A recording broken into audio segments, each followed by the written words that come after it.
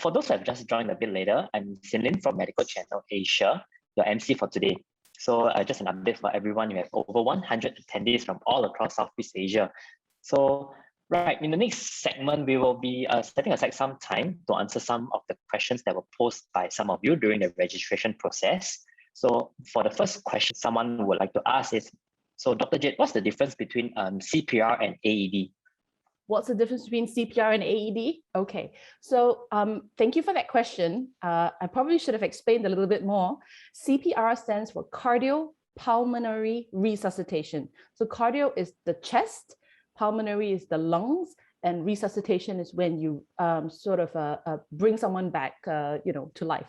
So that refers to the hands-only chest compression. So that's what CPR is, when you pump the heart that has previously stopped so that you can circulate the oxygen throughout that person's body. And then AED stands for automated external defibrillator. It's something that delivers, it's a clever machine that's meant for lay people to be able to use to deliver an electrical shock through the victim's body to restart that heart. So both are important when a patient has got cardiac arrest, but they are two different processes. Both early CPR and using an AED early is gonna, in combination, are going to greatly improve the cardiac arrest victim's survival rate. Thank you. Thank you, Dr. Jade. So I hope this has answered the question for whichever attendee has actually posted this question. All right, so moving on to the next pre-collated question. Right. Are there any certain situations whereby you cannot use an AED to save someone? So maybe the person was worried about maybe there's some certain implants or anything that could be in the patient that you cannot use an AED. Yes, that's a super, super good question.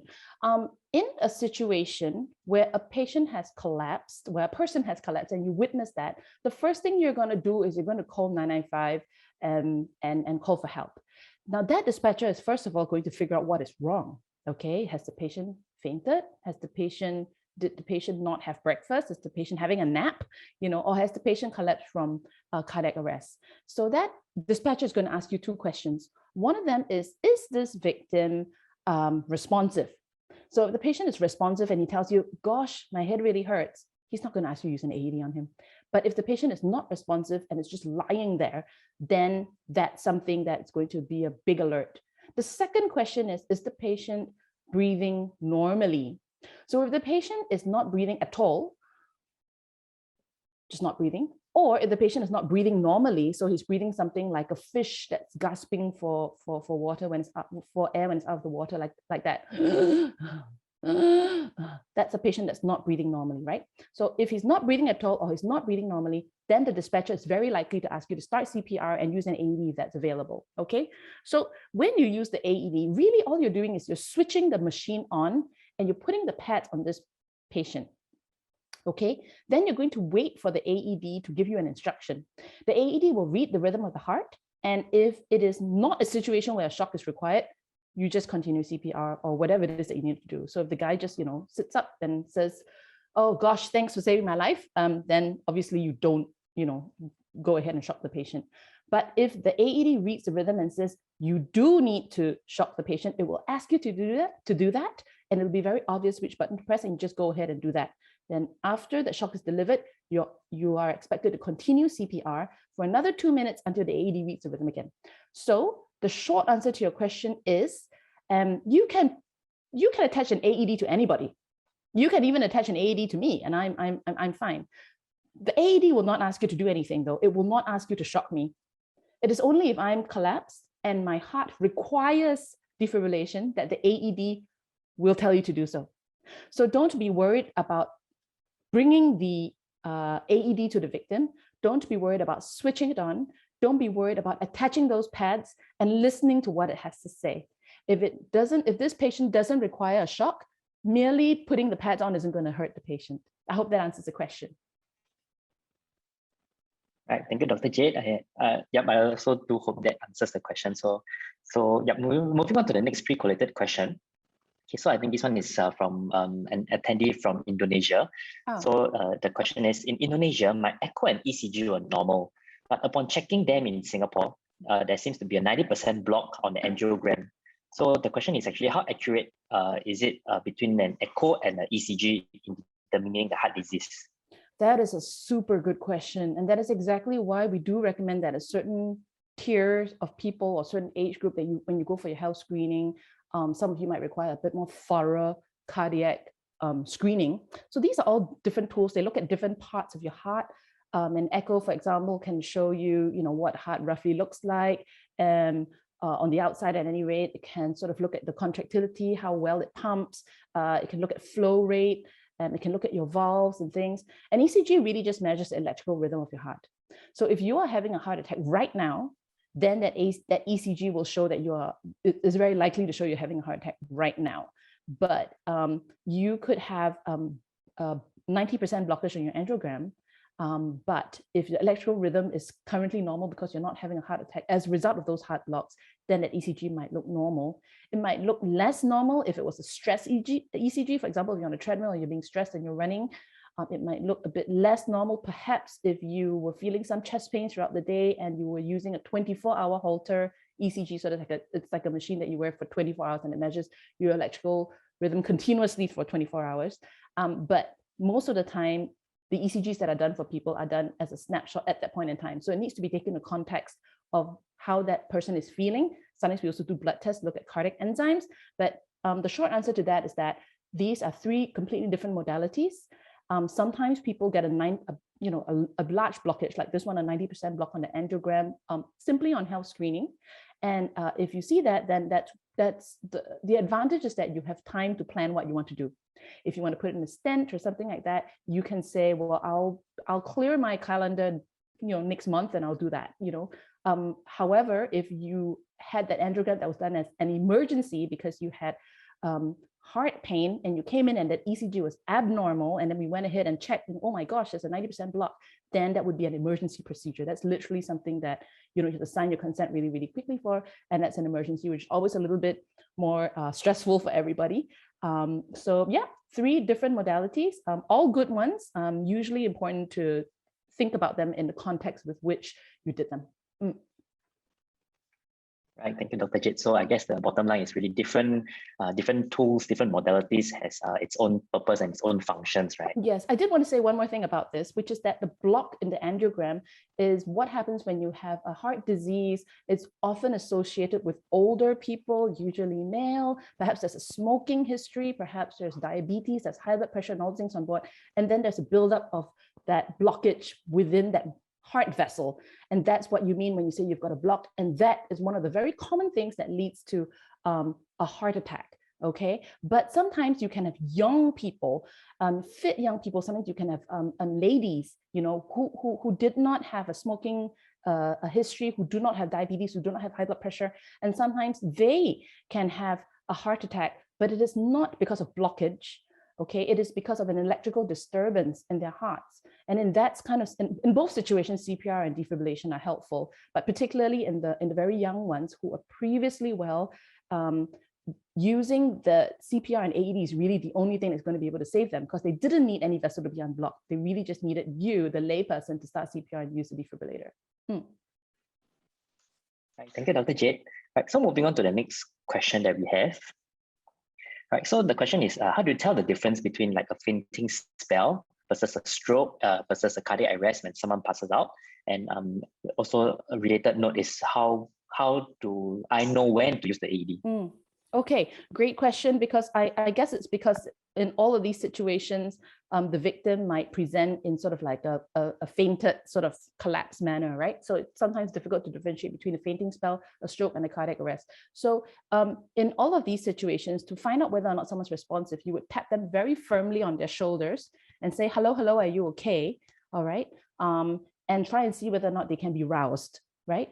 And if they can be roused, then they're responsive, and that's not so much of a problem in terms of cardiac arrest. And if they cannot be roused, then having called 995, the dispatcher will ask you how they're breathing, how they're doing for their breathing. And if they are not breathing at all, or they're not breathing normally, the chance of cardiac arrest is very, very high.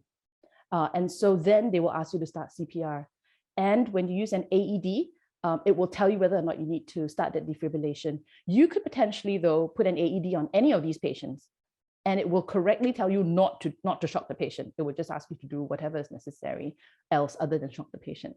So you can use an AED on all these patients if you were not sure, but the 995 dispatcher will probably recommend you to only pay a bit more attention to it, right, and use it and start CPR as well for a patient that's in cardiac arrest. They would not ask you to start for someone who has had a stroke, which might present differently. They might still be responsive to you. They might be complaining that their face is droopy, that their arm feels weak, that they can't really move their legs so well. So there might be someone in a stroke, but they're still responsive for a period of time. And for a fainting spell, of course, that might be slightly different. They'll probably still be breathing and their heart will still be pumping. It's just that they sort of blacked out for a bit. All right, thank you, Dr. Jade. That was very insightful.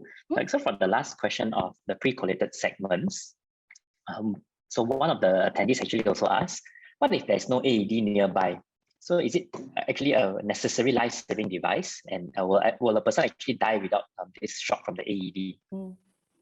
Well, an AED can help greatly.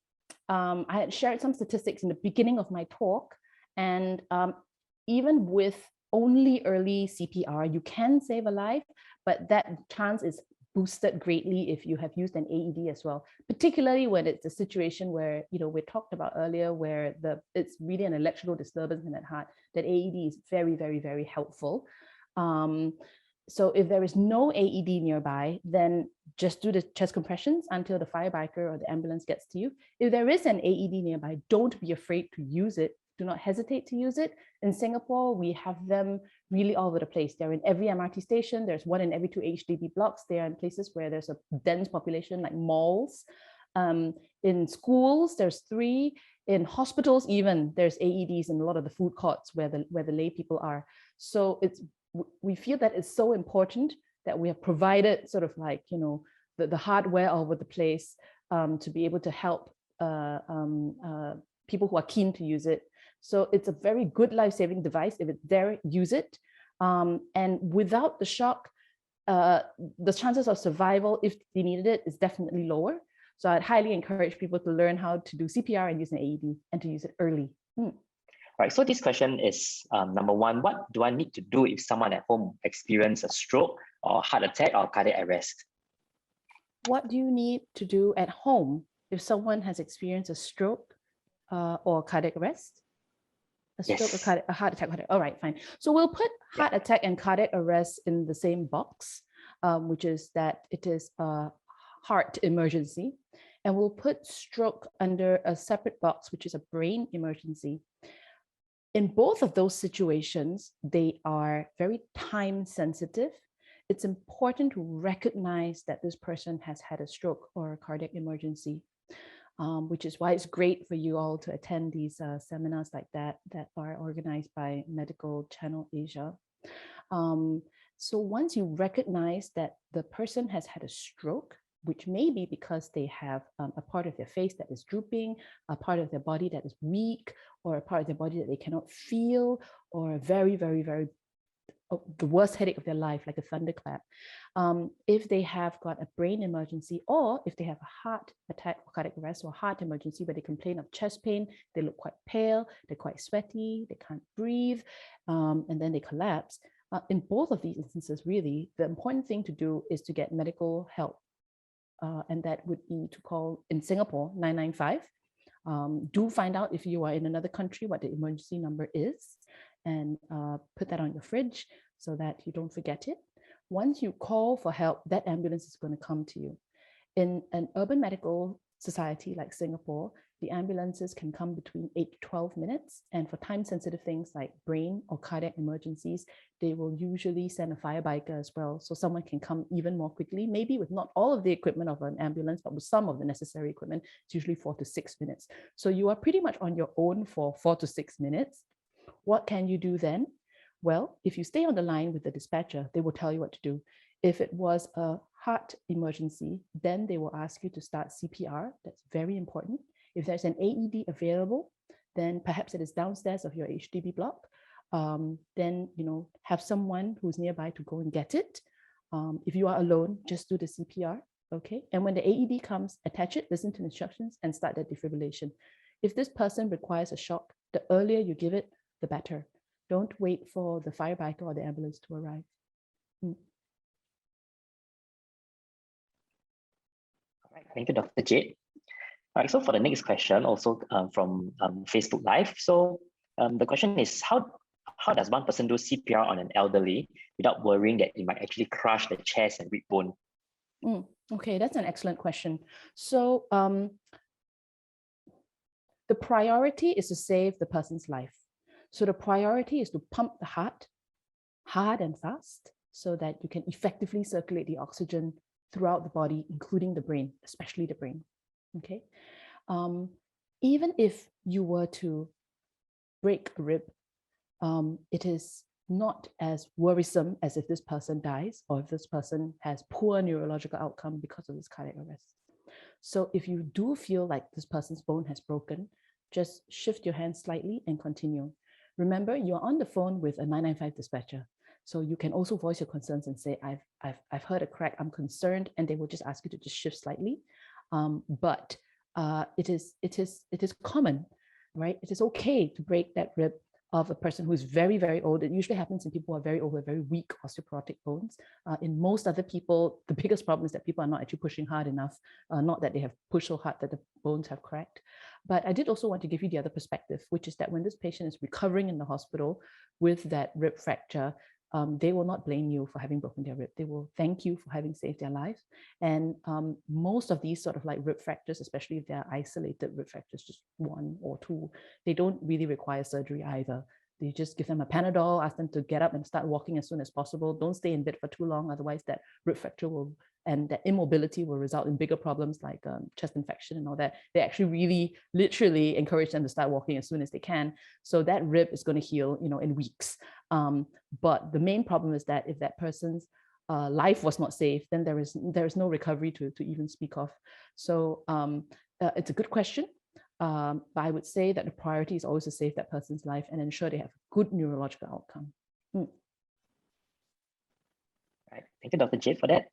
Okay, so the next question that Mike question from Mike. So the question is, can an AED be used on a pregnant woman? Okay, yes, that's a very, very good question. The priority in saving the patients who are the mom and the baby is to save the mom, because if the mom doesn't make it, the baby has a very, very poor chance of making it. So in a situation like that, where the baby is still inside the mother, she's pregnant, then you would want to save the mom. So work on her as if you are working with just one person. Be less worried about whether or not that shock is going to be too much for the wee baby inside her. Just focus on looking after the mother. If the mother survives and has good neurological outcome, the baby will probably survive with a good neurological outcome. If the mother doesn't survive, the baby is very, very unlikely to survive. And that would be the way to go about it if the baby is still inside of her. When the baby's in the hospital, if the baby needs to be delivered, then we work on 2 patients rather than just one. So yes. Remember, you are going to be on the line with a 995 dispatcher. So you can also tell them if you've got some problems. For example, it's difficult to stick the pads on because if she's very heavily pregnant, sometimes the whole body is just bigger. The breasts are bigger, they're obscuring the chest, the belly is a lot bigger. There's just not a lot of space for you to work with. These are real problems that happen. Speak with your dispatcher. They are on the phone. They do this all the time. Tell them what your concerns are and they will help you along as well. But the main principles are still the same. Early CPR and early defibrillation are more likely to save this woman's life. And if this woman's life is saved, her baby is more likely to do well. Thank you, Dr. Jade. All right, so next question from an anonymous attendee. So does one person actually need to attend like special training to use the AED? Do people need to attend special training to use AED? Okay, so you don't have to attend special training to use the AED because it is easy to use. It is easy to identify. So a lot of them, if you walk around the malls now, keep your eye open when you go past an information counter or security, or at the lift landing and the void deck of the HDB flats, 1 in every 2, there will be a police sort of camera on one side. make sure you don't steal the AED, and the AED on the other side. So you can see the sign is very, very clear. All right, sometimes there's sort of a bit of an electrical lightning sign. Sometimes it actually says AED. Sometimes the brand of the AED might be there. It might be Zoll, for example. So, as you move around, you'll be able to identify that this is an AED. Okay, there's no mistaking it. You won't take out the wrong machine. It will be easy to remove that AED as well. And that AED will have instructions. It will be obvious which button to switch on. Once you switch it on, a verbal output will be there for you to listen to instructions. When you apply the pads, there will be pictures and arrows. It will be very obvious on how to do it. And once you listen to it, it will tell you whether or not to deliver that shock. That's the important part, right? Whether or not to deliver shock. The AED will tell you what to do. So you don't need any special training. A lay person can do it. When I conduct these sessions at preschools before the COVID pandemic hit, they were able to figure it out. But if you do go for training, such as a webinar like that, organized thank you to Medical Channel Asia, or if you attend a DARE session, or if you go for a formal CPR AED certification course, which is probably that certification level might be quite important if you're very likely to do CPR. Let's say you are a security guard, you're a lifeguard, you're a doctor. I mean, I do a course every 2 years. So that will help to familiarize you with the AED. So you're less anxious when you're using the AED. You're less likely to figure out, well, is this the on button? Yes, it must be, because it looks like the on button of my remote control when I want to watch Netflix. You'll be like, that's the on button, full stop. You're more likely to be able to pull out the pads. You're more likely to be able to react if the pads don't stick and you go like, oh gosh, well, there's a pair of shearing scissors here. I can clearly shave this hairy person's chest, and then I can put on the AED. So if you go for training, you can react to these unexpected things more quickly. There's less doubt, there's less stress. It's always a stressful situation when you're resuscitating a person. But even if you didn't go for it, you'd be able to figure it out. Right. Thank you, Dr. Jade. All right, next question from Beth. So Beth, the question is, who is at risk of cardiac arrest? So cardiac arrest can actually happen to anybody.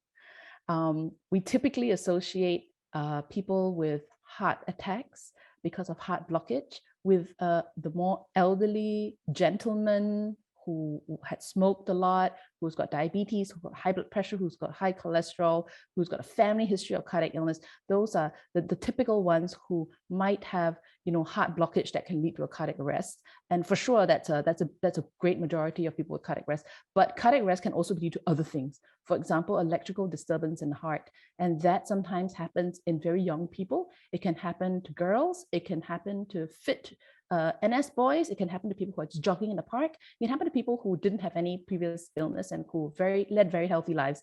It is just one of those things that happens when they have an electrical disturbance in their heart. It might be previously undiagnosed, may not ever have manifested in any way before with, say, chest pain or anything. So anybody could suffer from a cardiac arrest.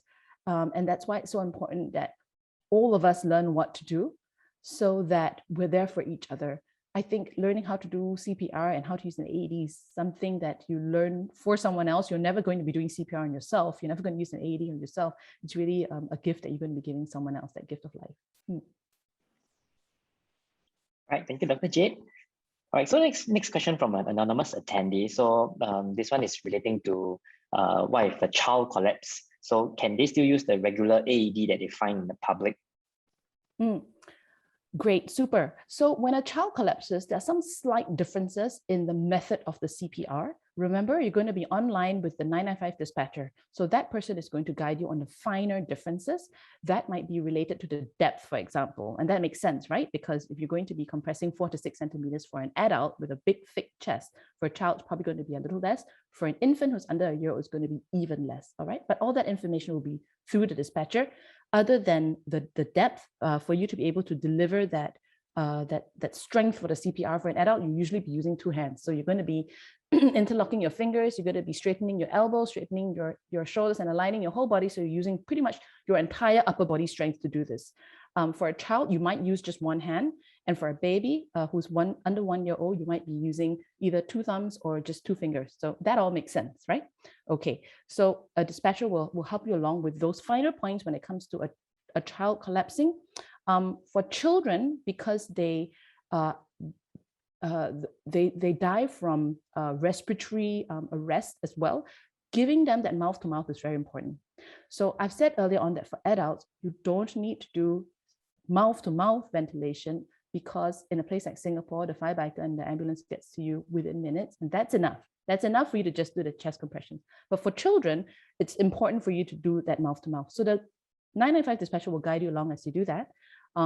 I would highly recommend that if you're concerned about your child possibly collapsing from cardiac arrest because of maybe they're born with a cardiac illness, that you actually go for a certification course for CPR AED. And in fact, in many hospitals in Singapore, when we discharge parents who have just delivered a child who is known to have a cardiac condition, we usually teach them what to do as well, so that you don't have to panic. When this happens, you'll be equipped with some knowledge, and then you just go through what we taught you.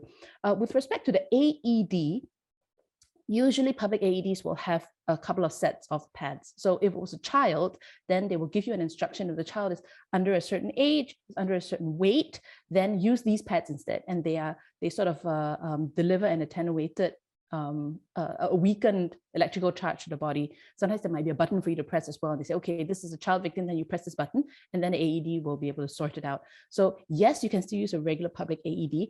If there was some reason why there was no child pad, or there was no button, speak to the 995 dispatcher, and they will tell you whether or not the current recommendation, just continue with defibrillator, or focus on your CPR and mouth to mouth and wait for the dispatcher to ambulance to get there. So the great thing about our system that we're teaching in Singapore is that it always starts with calling 995, and you can ask that dispatcher is going to stay on the phone with you until the ambulance arrives. So don't worry. They can answer any question live as well. Thank you, Dr. Jade. So I think the underlying message is not to worry. There's help available from the AED, from your 995 dispatcher, and everyone that is, especially if they are all trained in using AED and CPR. Right. So there's also next related question to about child. So the question is from Tara is, can we teach children how to use an AED? And is the AED safe to be used in children? Can we teach children how to use an AED? Absolutely. So we even teach it in preschools. We teach it in primary schools. We teach it in secondary schools. We teach it in ITEs. You still consider them children. So we teach it throughout. It is also safe for them to use, because it's just about pressing that button. It's about applying the pads, listening to instruction. The AED voice will tell you when to have your hands off so that you don't accidentally get electrocuted as the rescuer. And is it safe for the children when they use it? Yeah, so it absolutely. And sometimes it's important to have that extra pair of hands as well, because your CPR is supposed to be continuous. So you're supposed to continuously do the chest compressions on the adult victim while someone else is applying those pads, have minimal disruptions. The only time you stop doing chest compressions is when the AED says, I need to read the rhythm, and when they actually ask you to deliver the shock. Those are the only times you stop. Otherwise, you continue. So it's quite useful, actually, if a child knows how to do it, because they can help you to put on those pads and things like that, whilst you, the adult with a bit more strength, can go on to deliver the CPR. So yeah, learn as a family. All right, thank you, Dr. Jade. So there's really many very good questions coming in via the Q&A box. So maybe running out of time. So I'll just quickly just finish up with two questions. So maybe for the first question, how to use an AED to save someone who have actually a pacemaker or have some implants in them.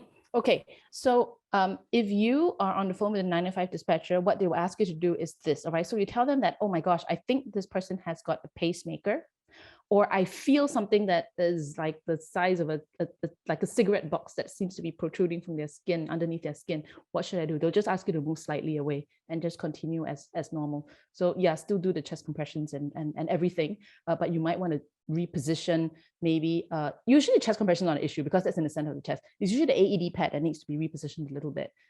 So that would be if there's an implantable device that's there. So the 995 dispatcher will probably tell you what I've just said, but the basic principle of doing the CPR and using the AED is still there. All right, thank you, Dr. Jade. So I think for the final question, for the night. So it'll just be relating to the whole COVID pandemic. So during COVID pandemic, is it still safe to do CPR on anybody who has actually suffered a cardiac arrest? Okay, so the good thing about the chest compressions, about the CPR that we recommend lay people to do on adult victims, is that it's hands only. So we would never expect you to do mouth to mouth on a complete stranger that has collapsed in the park next to you. So in that sense, we're a little bit less worried about COVID. I would recommend though, if you are able to do this without being too breathless, especially if there's a queue of people behind you who can take over the CPR, perhaps you can keep your mask on. You could also feel free to apply a mask or a little handkerchief or something over the victim. If you were very, very worried about that, that would be completely acceptable. The important thing is to do the chest compression so that you circulate the oxygen to his internal organs. It's also, once more, this highlights how important it is for many people to know how to do CPR, because even in the hospitals, every 1 minute, every 2 minutes, we really want to rotate the CPR provider because it gets very, very tiring. And it's really important not to just do anyhow CPR, but to do high quality CPR, and you need to be fresh. And every 1 minute or 2 minutes to have that change is very, very good. So it's very important that not just one person knows how to do CPR using AED, but that everybody does. So use the normal precautions that you would. Remember to wash your hands after, but at least you don't have to do mouth to mouth. In a situation where you're doing mouth to mouth, it's probably going to be a child. It's probably going to be your own child. So you're probably in your own bubble anyway. So the risk of, suddenly transmitting COVID out of nowhere is probably going to be lower because you'd have lived in that same bubble regardless already. So that would be the priority, would be to save that life. All right, thank you, Dr. Jade. So I think that concludes our live Q&A session for tonight. Yay. So also thank you to all over 100 attendees for tonight for such an engaging session. I myself have really learned quite a lot of valuable information from this session. So there are actually still many good questions that we are unfortunately unable to answer due to the lack of time. So, but not to worry, we'll be collating these questions and answering them with the help of Dr. Jade, and posting them on our website and the social media pages. So most importantly, do follow our Facebook page and our other social media pages to keep yourself updated with all these other very good questions that came in during this webinar session. All right, so I think once again, I'd like to thank everyone, about over 100 attendees, for attending this evening's Doctor On Call webinar, and hope every one of you have learned something useful from this webinar. And may everybody have a good night tonight, and I hope to see all of you at our future Doctor On Call webinars. Thank you, everyone.